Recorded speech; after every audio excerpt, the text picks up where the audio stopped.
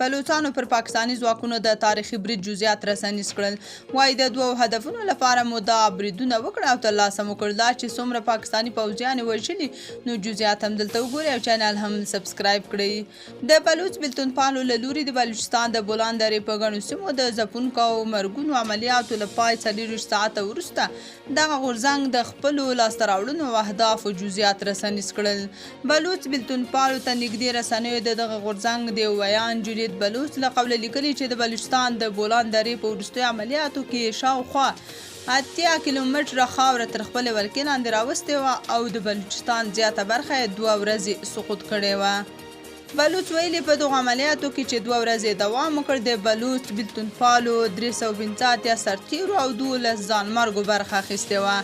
عملیاتو کې د کمانډو استخباراتو او اطلاعاتي برخو مامورین هم شامل وو. د خپلو پراخو بریدونو په نتیجه کې مو د یو شمېر لوړ رتبه او افسرانو په شمول 80 پاکستاني سرتیر ووژل او لسګونه مو نور ټپیان کړل. 80 کیلومتره خاوره مو تر ولکې لاندې راوستې وه او له عملیاتو وروسته بیرته خپلو سیمو ته ستانه شو.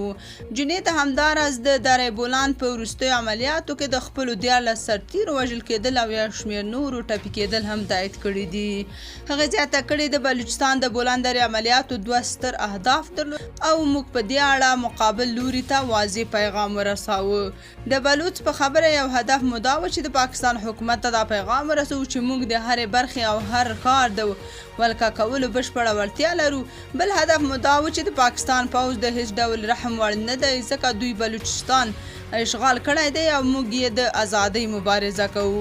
پاکستاني رسنۍ بیا دغه هیواد د چارواکو له قبله خبر ورکړی و چې د بولان درې په بریدونو کې یوازې 15 عسکر وژل شوي دي او د بلوچ بېلتونپالو بریدونه یې په شا تنبولي دي. بلخوا د بلوچ بېلتونپالو دغه ویان همداراز رسنیو ته څرګنده کړې چې اسلام آباد او د پاکستان په نورو سیمو کې به له بلوچ میرمنو سره د پاکستاني ځواکونو د بد چلند غچ اخلي. تاسو په دې اړه څه نظر لرئ؟ کومنټ کې شریک او چینل هم سبسکرایب کړئ.